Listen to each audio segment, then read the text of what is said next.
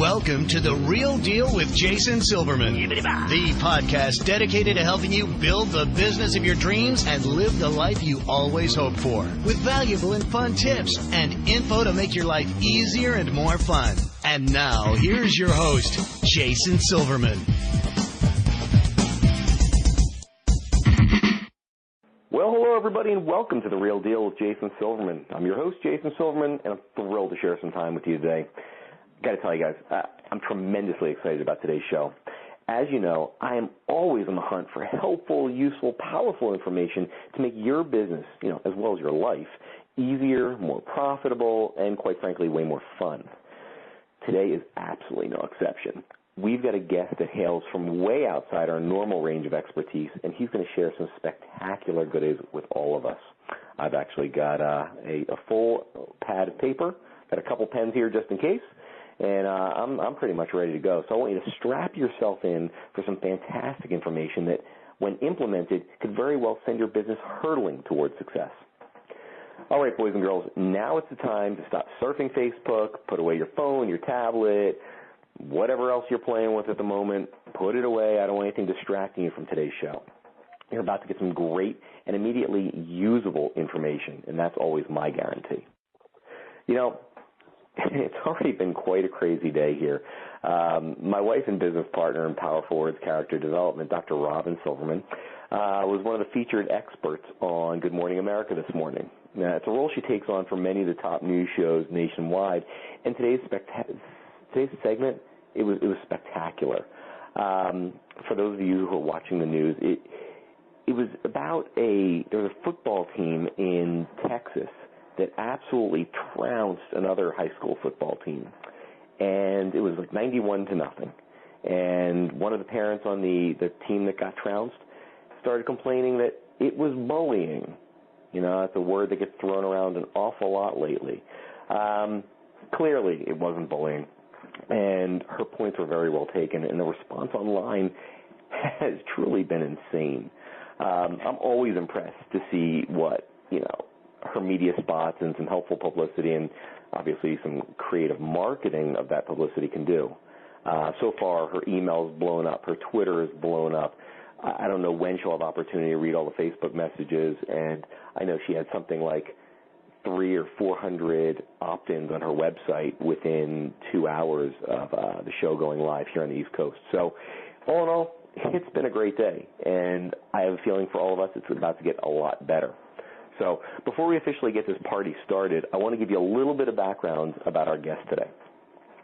Rick Barker is a personal manager, marketing consultant, and public speaker living in Nashville, Tennessee. Rick has had an amazing career in the music industry, managing hit country pop star, get this, Taylor Swift. After 15 years in radio, Rick worked at a record company, Big Machine Records. Realizing traveling the world with musicians wasn't a good fit for his family life, trust me, been there, done that, I read that loud and clear, Rick became an entrepreneur and he founded the Music Industry Blueprint. So, Rick, welcome to The Real Deal. I am thrilled to have you here.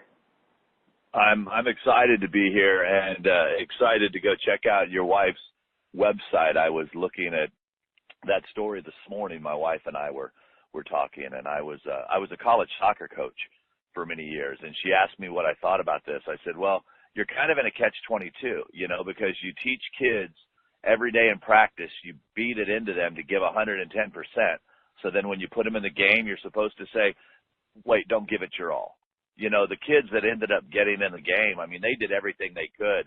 They stopped the run, they kept the clock running. There were no timeouts. They subbed everybody and they could. So I probably felt the same way your wife did. It definitely was not bullying.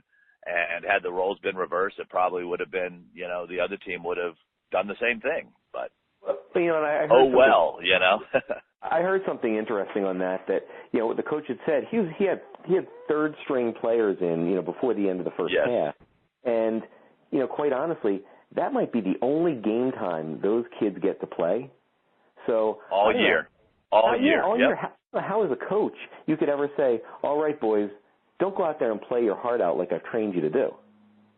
Look at your background in martial arts.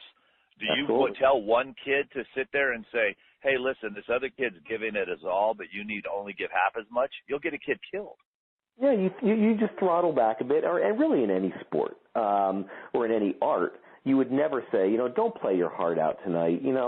Let's give these other people a chance to catch up. Life doesn't work that way. So Nope, hey, nope. Yep, you're absolutely correct. let me do this. If you wouldn't mind, before we get started, for those of us who are not part of the music scene, take a minute. Tell me a little bit about yourself. What are you passionate about? What makes you tick? Who is Rick Barker?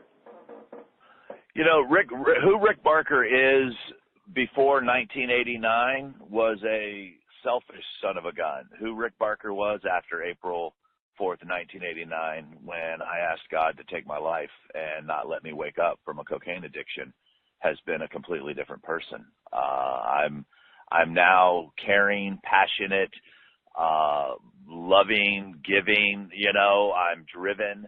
I always say that, and I start with that because I like people to understand that who you were doesn't define who you can become. And I'm very into teaching. It's one of those things. I wasn't afforded the luxury of a college education because I was high at the time, but I've been a faithful learner. My parents, I grew up with parents who got divorced a lot, so I was moved around a bit. Never, attended 3 different high schools in 4 years. And it was just one of those things where all the circumstances were lined up to where I could use as an excuse for the rest of my life. But what it turned me into was an entrepreneur, which is funny. I always had to find ways to generate income. And I usually did that by finding talented people and promoting them. And at a very young age, I started a mobile DJ company. I saw an opportunity in Muscle Shoals, Alabama. There wasn't another mobile DJ company. I loved music, so I started doing the mobile DJ thing, which ended up leading into, after I got sober over 25 years ago, getting into radio. And that was my dream. I loved radio. I was that kid that would listen to radio, and I could tell you all the DJs on all the stations, and I used to order cassette tapes. Kids, if you don't know what that is, ask your parents, of some of my favorite disc jockeys, and I would listen to them over and over, trying to emulate them. And when I was given that opportunity, it was Santa Barbara, California. I did my whole radio career there, fell in love with the town, met my wife there, and decided that I could be a big fish in a small pond. Being able to use my recovery, I was able to go into schools and start working with kids, teaching them it's not what you do, it's what you do after. And just kind of showing them that, no matter what cards you're dealt in life, you can reshuffle that deck if you want to.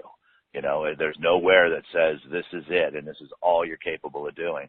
And I'm very open and honest about my stories with kids to show them that, because it's tough being a kid these days. There's a lot of pressures. There's real bullying, going on, not scores being run up in football games. But all that, I ended up coaching girls high school soccer.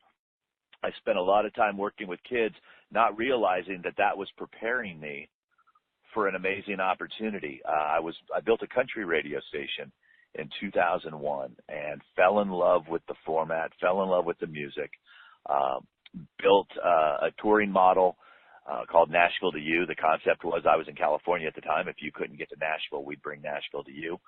I always tell people, I say, I'm usually not the first guy to think of something, but usually the first to finish it. I've made a fortune plagiarizing lazy people. I created this tour, got on the radar of some folks in Nashville. In 2004, one of them approached me to work for a record company that was just starting up called Big Machine Records. And they had a young artist by the name of Taylor Swift, and they needed her to understand and learn radio, being that was my background. They brought her to me, sent her out to California. We spent 30 days together. That changed both of our lives. I basically shared with her, if you're willing to do what no one else is willing to do, you can get the results that no one else is going to get. And that's the same in any business. But she took it to heart. She wanted to learn. And the next thing you know, a guy with no formal education, but just a bunch of great ideas and a reputation for being able to finish, is managing what turns out to be one of the biggest stars in the world. So that's kind of how I got to her. Yeah. So many lessons in even the last 20 seconds of what you just said. So I hope folks will actually take a second, rewind, and listen to that at least 27 times, because I'm sure I will. That's funny. Wow. Well, tell me this, if you would, because I know that there are so many things that we actually really need to talk about in order to get this information out. Obviously, having a successful career in the music industry is not what everybody experiences and quite hard to come by. Correct. This has been really exciting from the sounds of it. Do me a favor.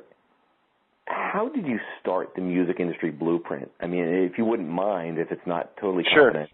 Sure. I'll lay out the business model. I had someone come up recently, and I do these live events, and at the end I always say my thing is the only reason your question did not get answered is because you didn't ask it. So I always save time at the end, and I go around the room, and the lady at the end, she said, I'd heard about you in Nashville, and I wanted to come hear what all the fuss was about. And I said, well, how did you hear about me? And she said, I don't want to say the name, but me and another businesswoman were trying to figure out your business model. We couldn't understand how you give away so much information and do all these free events and still make a living. So I have no problem sharing my model or my plan, because honestly, 98% of the people aren't going to do the work.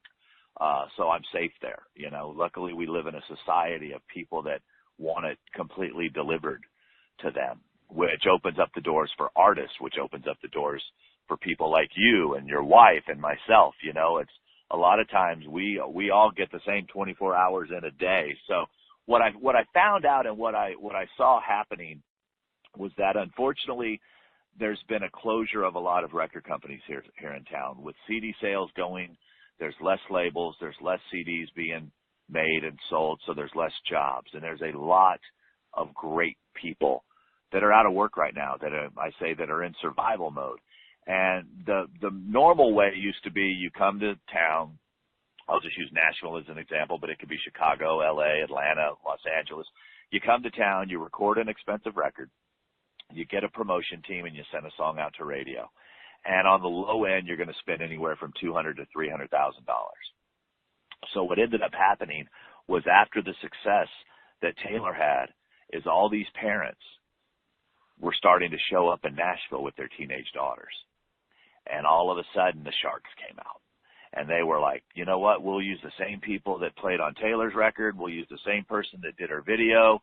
Here's a promotion company for $20,000 a month. They can take your song to radio. And they were doing all these things. So all of a sudden, you've got 12 and 13-year-old little girls that were having, $80,000 records made on them and doing $20,000 photo shoots, because that's what Taylor did. But see, what people don't understand is that's what Taylor's label paid for, as an investment in Taylor, thinking that they can make this come back. So all of a sudden, these parents didn't realize, and I explained to them, your daughter's look is going to change, her voice is going to change, and you're now stuck with a bunch of material that you're not able to use. So parents were second mortgaging homes. They were closing down their businesses and moving to Nashville. And one day I was sitting down with Scott Borchetta, the president of Big Machine Label Group, and Mike Dungan, who at the time was at Capitol Records. And I'm like, why do these people always come to me after they've spent $250,000? Why don't they come to us beforehand? And that's when I realized, wait a minute, there's no place for people to start. This whole town is built for songwriters. There's National Songwriters Association, there's ASCAP, BMI, CSAC, vocal coaches, performance coaches, guitar teachers, instrument teachers. And I'm like, wait a minute, who's teaching these people how to be artists? Who's advising the parents on what they should and should not be spending their money on? So I sat there and I said, holy cow, I'm going to be that guy. So I went out and started learning from some of the best internet marketers in the world how to put a business together, how to create opportunities for people. I've been blessed with the ability to speak. I had a 15-year radio career, so that's always helped. I've been a motivator. I've been a coach. I learned more being a high school girls soccer coach and used those tools in my management of Taylor Swift than anything I knew in the music business, because I realized right away the difference between a 13-year-old female and an 18-year-old female is about 20 years. It's not 5 years. And that's a difficult time in their lives. So I went out and created this program. So on a fluke, I just went to Twitter, and I only had, I think, like 800 followers at the time. I'd still stayed in contact with a lot of Taylor fans after I left in 2008, which we'll get to. But I just said, hey, if anybody's got any questions about the music business, I'm doing a free webinar. I went to any meeting and got the little free 30-day trial. I said, I'll be hosting a free webinar. And the first time we did it, I had 20-something people, all parents, with questions about what to do to continue to enhance the development of their kid. Then I did the next one, had about 80 people. Now all of a sudden, independent artists and parents started joining. The third one I did, I cut it off at 200. Had I known now, had I known then what I know now, I would have paid the extra money to get all 243 on, because I know how hard it is to go recapture somebody who's interested in your product.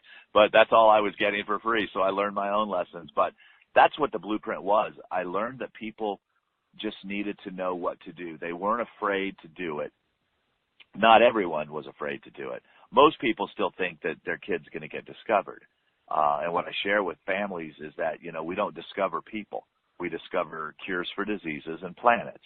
And there's no shortage of beautiful people right now. So just coming to town because your daughter can sing or your son can sing, or, you've won pageants or whatever the case may be, there's a lot more work that needs to be done before getting here. And that's what we address inside the Music Industry Blueprint. It's been awesome. I'm loving being a teacher. I really am. Wow. That's fantastic. Well, tell me this. When you were working and managing Taylor Swift, obviously you had success getting people's attention, which is, yes. I mean, that's a major struggle for all business owners, right? So Absolutely. This is really, why I'm so excited about having the opportunity to share some time with you. What are some of the strategic, maybe not just strategic, but also tactics that you use Sure. that you feel like business owners and entrepreneurs can implement to get the kind of attention? Absolutely. Yeah, no, absolutely. I know the question, and I know where you want to go with this, and that's an easy one. What we did was we went out. One of the benefits that we had at the time when we launched in 2004 was that she didn't have a song out at radio, and she didn't have a record. And people are like, okay, how is that a benefit? You're trying to launch a music career, and you're saying that you don't have any music. What she had was time. So what she did is there was this little thing called MySpace at the time, and there was no Twitter or Facebook or YouTube. And what she did is every night and every afternoon, she would go on MySpace and she would start communicating with this group of people. And she started finding out what made them laugh, what made them cry, what they liked about boys, what they didn't like about boys, what they liked about school, what they didn't like about school. She shared with them what she liked about boys, what she didn't like about boys, what made her laugh, what made her cry. So when it was time to go in and create her product, which is the music, she wrote a record for an audience that she had already built. She went out and found what they wanted, how to speak to them. She did all of her research, and then she created the product. She also had spent the time building that relationship with them and then engaging. So when her CD became available, it sold 500,000 copies in 13 weeks, which was a new record. That was a surprise to everyone in Nashville except for her team, all of us. We'd planned it that way. I tell people, I go, what makes a fantastic, successful, great hamburger stand? And 95% of the people will say great hamburgers. And I'm like, no, it's hungry people. What if you put that hamburger stand in a town of vegetarians? You've got great hamburgers, but no audience for it. So what I encourage business owners to do, and I speak a lot on this, is go find out and do the research to see if there's a market for your product. There's 4 pillars of any business, in my opinion. It's brand. Who are you? What are you about? Is your message all coherent with your brand? Build the audience. Then the part that they miss is the third pillar, which is engage and nurture your audience. And the fourth pillar is sell. Most people go brand, sell. A lot of artists, a lot of music people will go in and go, I put my heart and soul and everything into this record, and no one's buying it. Well, did you go figure out if there was an audience for your heart and your soul?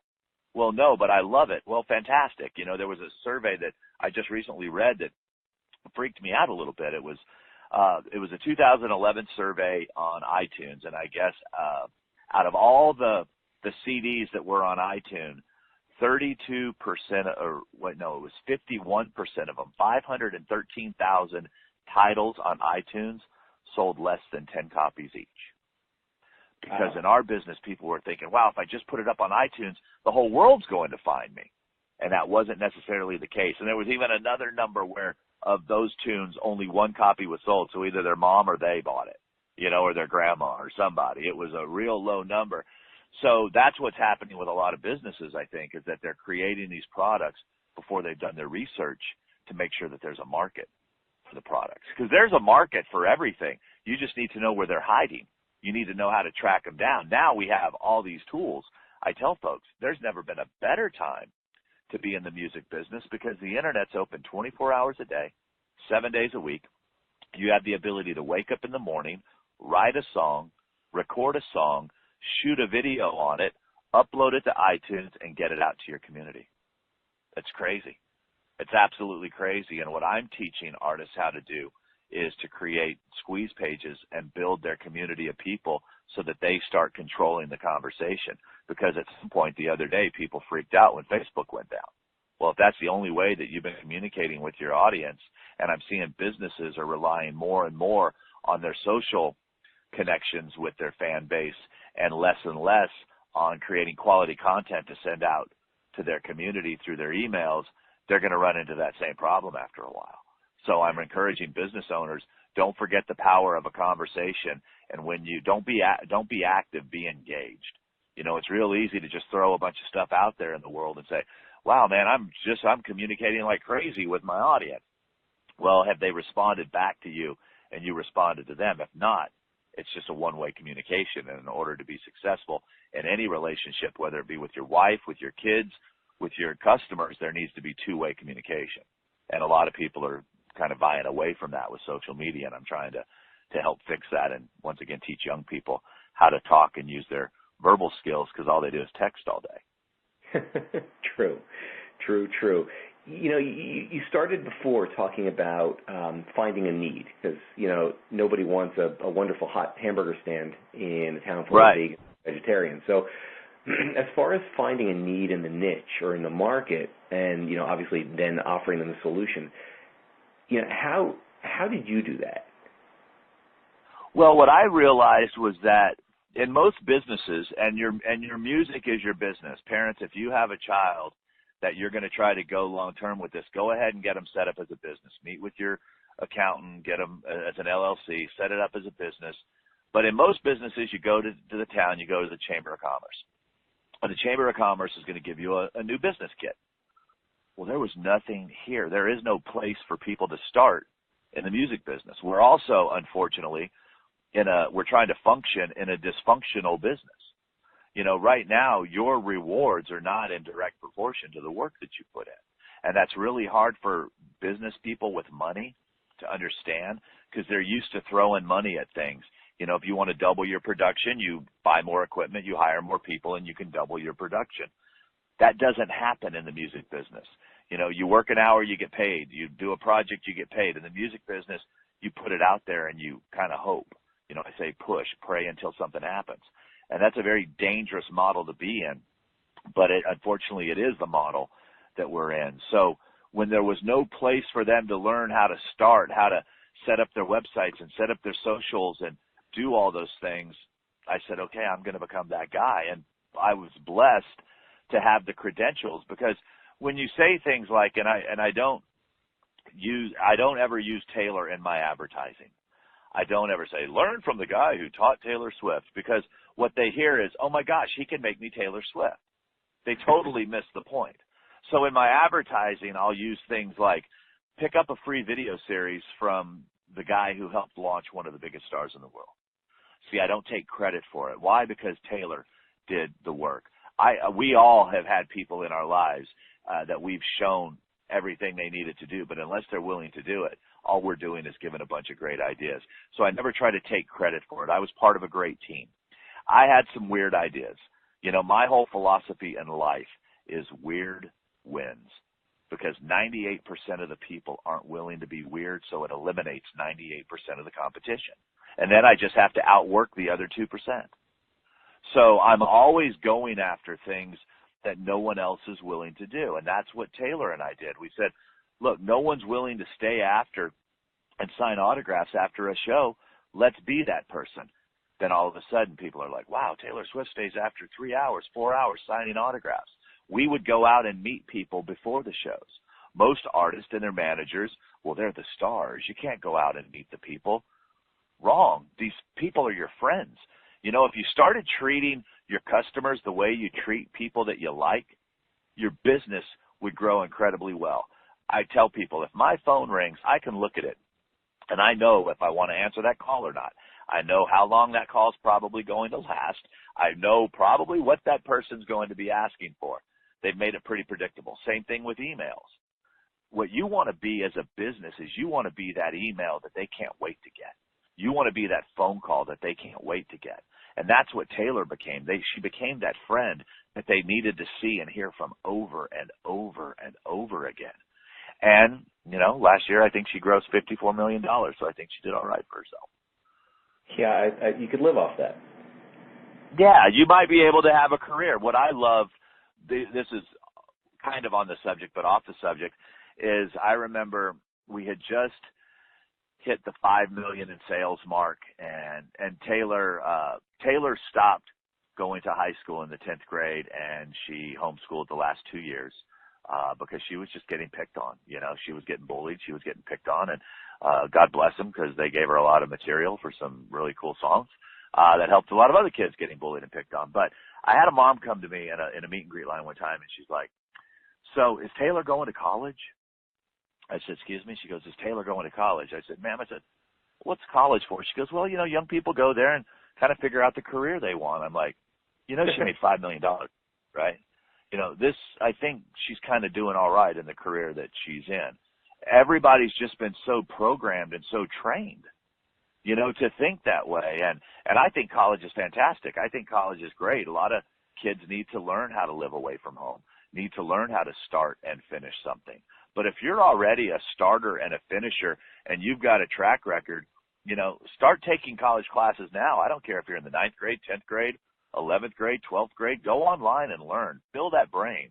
But take marketing classes and take communication classes, in my opinion, if you're going to add bonuses, because everything in life, Mark Cuban has a fantastic book called The Sport of Business. And Mark says, he says, I would rather hire a high school kid with a GED who knows how to sell than somebody who comes out of college with a sports marketing degree. He said, because if you learn the art of selling, you will never be out of work. And I went, wow. I completely agree with that. So I tell young people now, you know, start your own businesses. You have an idea, start a business, you know, and then go to college and keep that business running. You hear about it all the time. That CNN show where they, you know, give awards to people and you look and there's the 13-year-old that, you know, has changed lives all across the world and started her own business and she's still going to school. I'm like, that's who I want my daughter emulating. You know, that's who I want my daughter looking up to, you know. Absolutely. You know, it's interesting. Out there.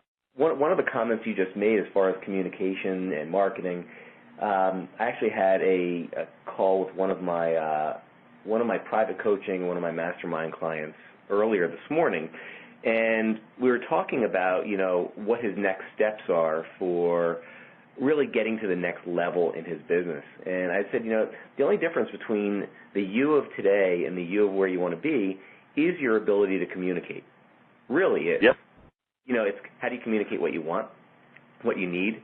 How do you do that with your family, with your spouse, right? With kids, you know, with your prospects.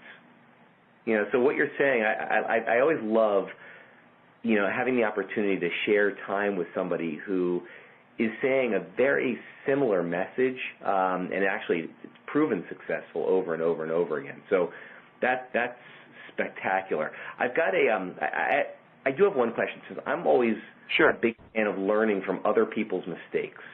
Sure. What would you say that you've seen over the years, because I think they're going to be similar to many of my clients. What are some of the biggest problems in the music business as far as growing and really building the stardom or the success of an artist? Sure. And how would you if you were coaching a musician, how would you coach them to overcome those problems? Well, what I tell them first and foremost is that the numbers are against you, and I always use this example. I say if there's 10 record labels in Nashville and they have room for 10 artists, that means 100 people in the world are getting a shot at this business. Record labels can only effectively work 4 at a time because the playlists are so small at radio. So that meant 6 people that were good enough to make the team aren't in the game. Most of them don't get in the game. So what I try to teach artists right now is you need to go out and build your audience, build your following, start learning how to communicate, start showing the labels that you're a good investment. One of the biggest mistakes that I made after leaving Taylor, and this can be associated in the business side, is that I started really falling in love with music and not doing my research on the person. So I would hear this music and I go, oh my gosh, it's the best music I ever heard. And I would start investing my own money to help get this music heard. And then the artists would decide they wanted to stop working, or they just decided, or I learned that, wow, they're not a really good person, and a lot of people find these products or find these people, and it's like I had to really start spending more time telling folks that, there's a reason why there's not a lot of superstars, because there's a different level of work and engagement that goes into it, and most people aren't willing to do that. So I had to stop falling in love with everything that I heard. I had to raise my level of love, and that's why the record companies, have a rule with me, because most people know that I consult a few of the bigger labels here in town and do artist development and get their people ready. And I said, listen, what do you want me to bring to you? As I'm doing the Music Industry Blueprint live events across the country, or I've got people on my website that I identify, they said, here, 2 simple rules. If you like it, keep it. If you love it, we want to hear about it, because after you had your heart broken, you don't love a whole bunch these days. And I said, okay, I completely get it, and I understand. So a lot of times I think, we see something and get excited about it. Really do your research. Dig deep on your research, and know that, for me in the music business, I always tell these kids, I said, look, we're not curing cancer. It's okay if it takes us a little time to build your audience. It's okay if it takes us a little time to develop you, because all that I promise people and anyone that I work with in any business is that you will be prepared, and I will have you prepared for the opportunities that present themselves. I can't control what happens once those opportunities get there, because there's a lot of things out of our control, but I can guarantee you that I will have you prepared for that opportunity, or I won't put you there. And people appreciate that. Parents have really enjoyed the fact that I can come along and be honest with their kids and say, you know what, you're just not quite there yet, but this is what we can do to help get you there. I'm very much a solutions-oriented person. Too many people in this world run around talking about the problems. I'm like, well, let's get to the solutions, because, problems have never cured anything as far as I'm aware. Solutions have, but problems have never fixed anything. So I'm a solutions guy, and I'll get people on the phone and say, okay, here's the situation that we're in. What are the steps we need to take to fix this? And usually I go to people outside of my business because they don't have blinders on. That's why I think utilizing consultants outside of your world are wonderful, because they're going to come in and give you a fresh perspective. And if they're good, they're going to ask questions. And those questions are going to answer your problems and solve your problems. So there's a little plug for people to go out and find consultants. Well, it's funny you say that. When I obviously coming from the martial arts world, when I started working with many of the other here's your real deal resource of the week. I'm always amazed. I always figured, if they know about it in the karate world, they probably know about it in the dance world. Right. We're both teaching children, and I couldn't have been more wrong. So I know that when I grew my martial arts academy, I had no idea. I was coming from the world of high finance, at Fidelity Investments. I didn't know all that much about growing a small business, because we didn't have to do that there. And I remember thinking, gosh, who really knows how to get new clients all the time? And it occurred to me that real estate agents do that really, really well, where they don't eat. Yep. So I remember That's right. I spent a good week at my friend's realty office and watched them cold call and watched them prospect. And it was interesting because I started doing things that nobody else was doing in my industry. Right. And, you know, which is exactly what you just said. I mean, coming in with a fresh view.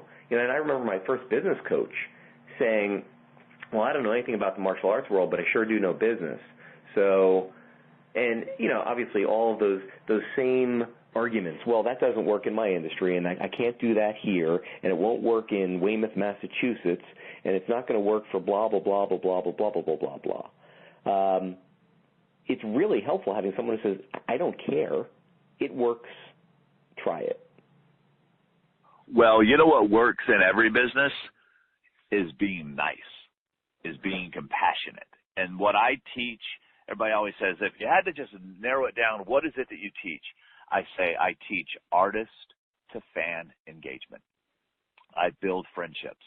And I always tell people, I say, look, me, music industry blueprint, Rick, I'm the artist. What's my product? My videos. They better be informative and they better be good if I want you to listen and watch them.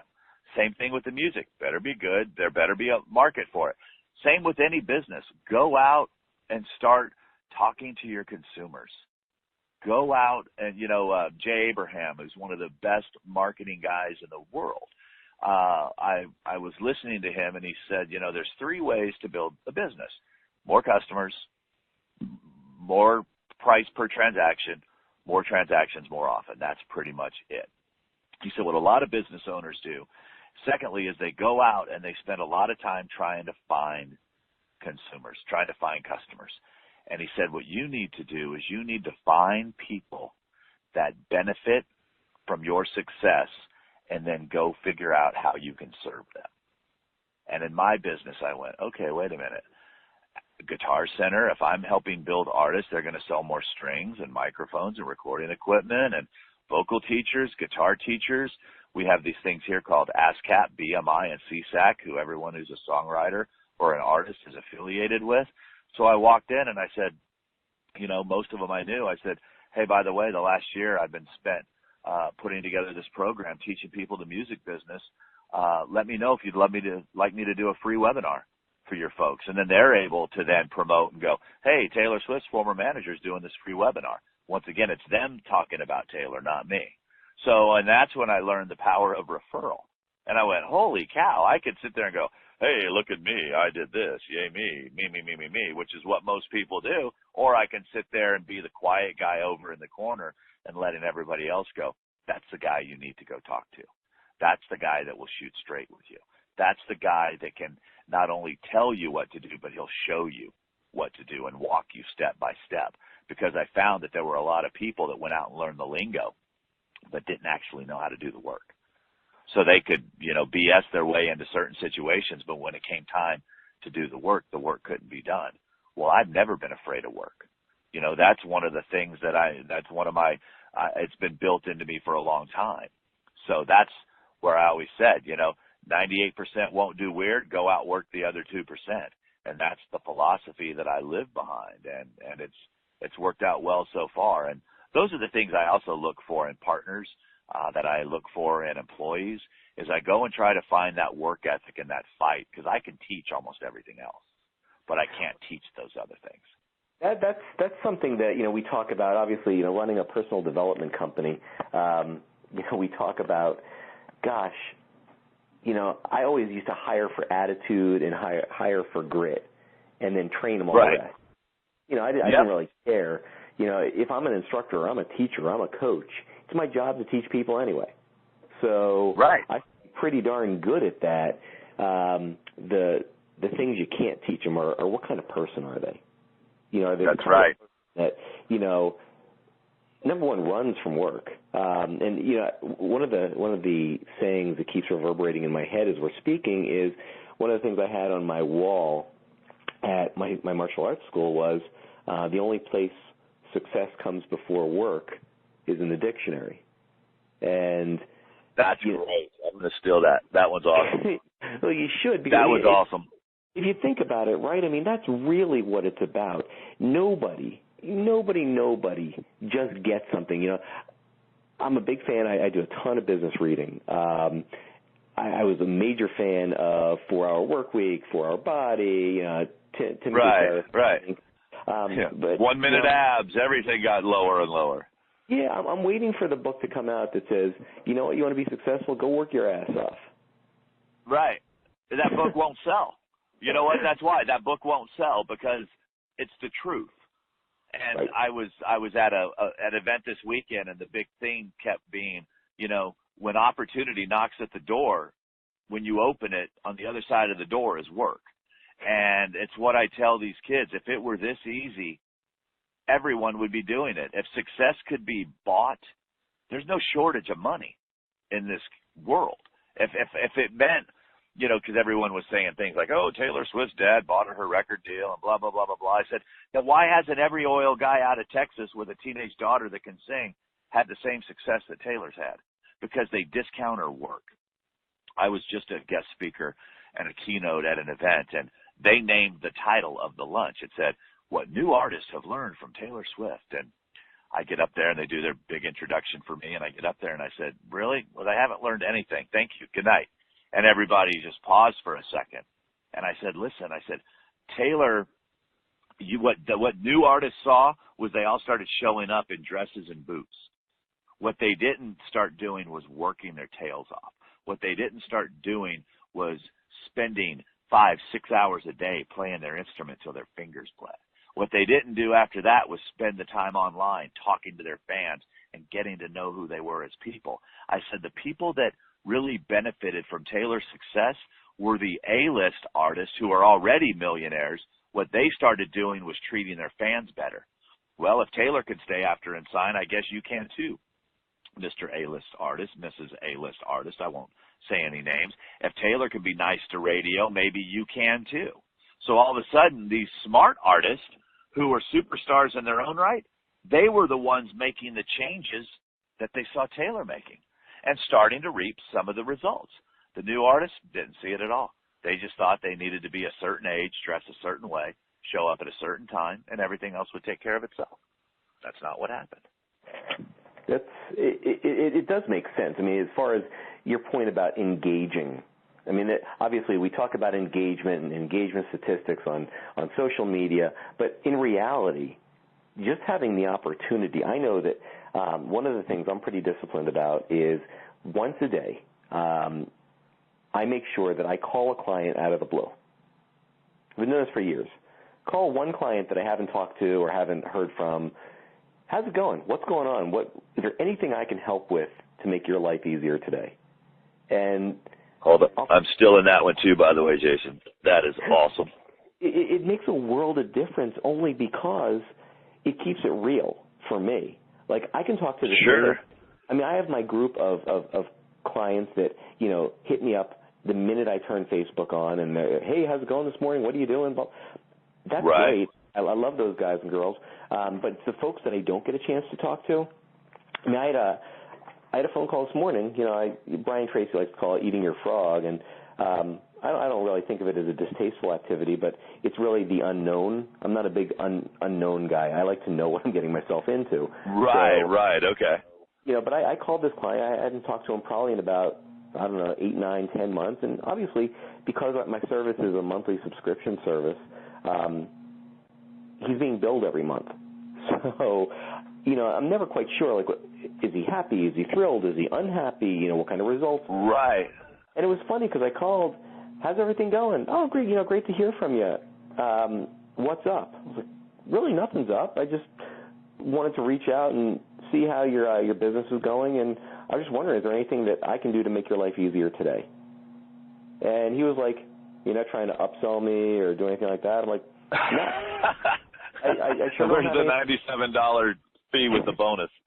Yeah, I really don't have anything to upsell you right now. Wow. You know, if you'd like, I'm sure I could develop something for you. But, no, realistically, Is there anything, do you have any questions? Is there anything, you know, what's been your latest success story? And that's always something as far as engaging with my clients. Everybody loves to talk about when something's good. So, sure. We've always said, no, that's super smart. That's super smart. I heard, and I'm trying to follow this philosophy too, is to spend as much time keeping in touch with your current clients as you do in the time you're spending trying to get new clients. That kind of philosophy. I'm trying to do that because a lot of people get caught up in, well, they've already paid, they've already bought, so I need to go on and find the next person to buy.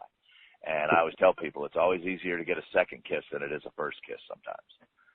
So you may want to stay active with that group that you already have. And I fall victim of that as well because, we're all products of life. Brenda Burchard, I was at an event this past weekend with him, and he called it, browser blackout. You wake up in the morning, you turn on your computer, you click on one little blue link, and the next thing you know, an hour's gone by, 2 hours has gone by. Well, think about the people you could have talked to within that 2 hours, or the client you could have reached out to just say hello, like you were just talking about. And those are all the things that common sense is not always common practice. So I'm really trying to make a lot of these things common practice, like what you just said about the random calls. I love that. Love that. So I'm going to put that on my, my dot list, who's going to get a call tomorrow. Every day, just figure it out the night before, who gets a call, and hit them up. And speak to them, not just email them, but speak to them. Yeah, I used to do that. I'd send them an email, and then, we're all barraged with so much electronic stuff. I'm like, hey, how's it going? Right. That works. We used to do these at my martial arts school. We used to do these, we used to call them gratitude calls. And, my job was simply to find out what what was going on in their world, and if anything, could I show them some gratitude? And people used to absolutely adore it because I wasn't asking them for money. I wasn't asking them for anything that was going to cause discomfort in their life. So that's sure. The piece there. So actually, I want to break in because I know that your schedule is insane as mine. Normally, at this point, we talk about the resource of the week. And now, here's your real deal resource of the week.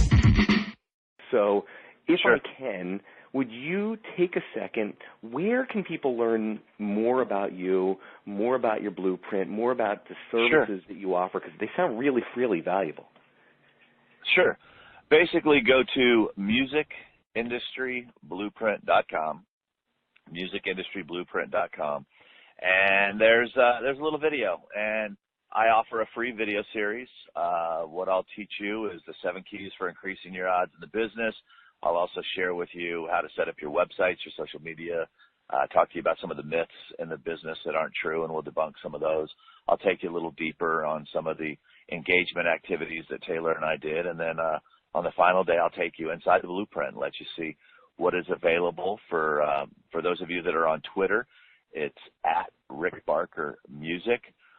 If you need to email me, if you have any questions, I'm real easy to find, rick@rickbarker.com.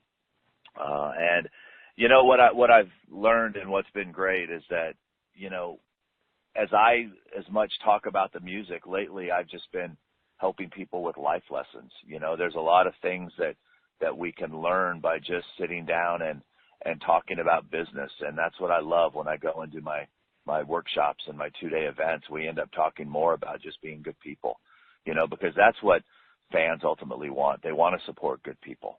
And if I can relay that message to anyone, I'll tell you an interesting story. My son, I grew up playing soccer. He tried soccer, basketball, everything. Well, karate has turned out to be his thing. He's a purple belt. He's 9 years old. And at the rate he's going, he'll be a black belt at 12 years old. And he went from being an AB student to an all-A student. And recently he's been having a problem with his mind wandering. So he got a C in reading. And I looked at his report card and I'm like, Logan, wow, man, congratulations, all A's. Tell me about this C. And he goes, Dad, it's only a C. I said, okay. I said, so when I take you to karate tonight and Sensei McCormick asks about that, is that the way you're going to respond to him? And his eyes just got big. He's like, No, sir, I'll do better. I said, okay, just checking. You know, it's the power that and influence that this man and this program has taught a 9-year-old kid who before was just a little smart aleck. You know, now he looks at it in a completely different way. And I don't mean to dangle his sensei over his head, but I'm like, great. So I want to see how Sensei McCormick responds to that when you look at him and go, Sensei, it's only a C. You know? Yeah. And you coming from that world know exactly what I'm talking about. And that's the kind of difference that I want to bring to people. I don't let people, I always tell folks, I'm like sushi. I'm an acquired taste. I'm not for everyone, because if you want to come to me and learn how to work, I can show you and I can teach you. If you want to come tell me how great you are, leave that up to your choir director and your mother. You know, they can tell you how great you are. I'm going to show you how to achieve your dreams. And I also tell people, be careful what you tell me you want, because I'm going to build a plan to get you there, and then I'm going to hold you accountable. So I turn as many people away from the blueprint as I let in, just because it's not the right thing for them. But I always have programs available for them in some way, shape, or form. So I just appreciate the opportunity to talk business. You know. That is, and that's the only thing I have at the end of the night. I said to somebody one time, they go, what's your goal? What is it that you want to accomplish? I said, well, here's the thing. If people come to Nashville and they say there's 5 people you want to know, I want to be one of those people, and I want it to be because of my integrity.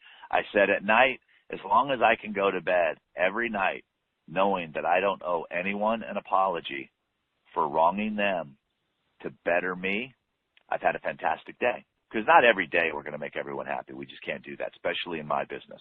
But as long as I'm not wronging you to better me, I'm living the life that I want to be remembered for. And that's my legacy. That's everyone needs to look towards what's your legacy going to be. Hopefully that's going to be mine. Honest, fair, hardworking, held people accountable. And one of the ones I'm working on right now is present. I want him to realize, you know what, when I had his attention, I had his attention. And I'm working on being that for my kids, for my wife. You know, a lot of times we get we're high performers, so we're constantly solving other people's problems. We forget when we get home there's a group of people that can't wait to see us, and we end up shutting them out. You know, and I'm trying and I'm working really hard on being more present, treating my wife and my kids and giving them the same respect that I give my clients that pay me. I love that. And that's my challenge in life right now, is to be that man, husband, father, teacher, and be consistent in that capacity, because we all have things to work on, and that's the one I'm really working on right now. Well, that is fantastic. And as I like to say, I mean, you're clearly the real deal, and that's why we love having phenomenal experts like you.